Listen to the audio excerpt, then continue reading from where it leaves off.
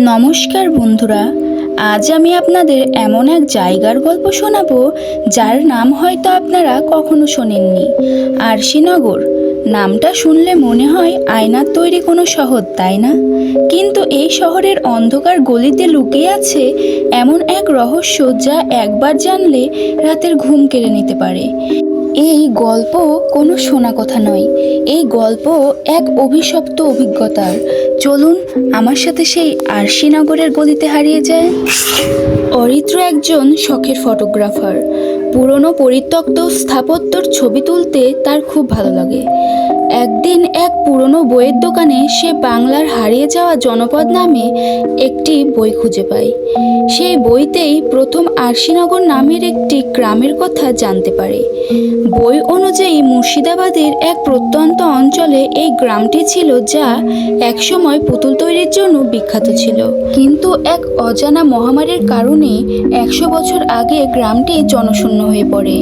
কৌতূহল আর অ্যাডভেঞ্চারের নেশায় অরিত্র ঠিক করে সে আরশিনগর খুঁজে বের করবে।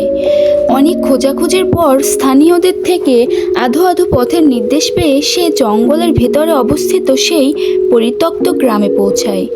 গ্রামটা যেন সময় থমকে যাওয়া এক জায়গা।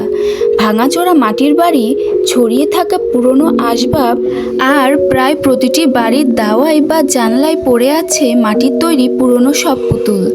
পুতুলগুলোর চোখগুলো অস্বাভাবিকভাবে জীবন্ত, যেন তারা সবাই অরিত্রের দিকেই তাকিয়ে আছে।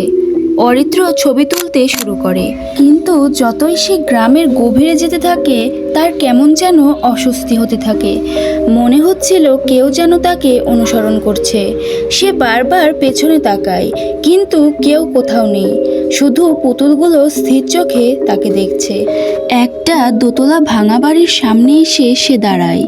বাড়িটা গ্রামের বাকি বাড়িগুলোর থেকে একটু বেশি মজবুত ছিল।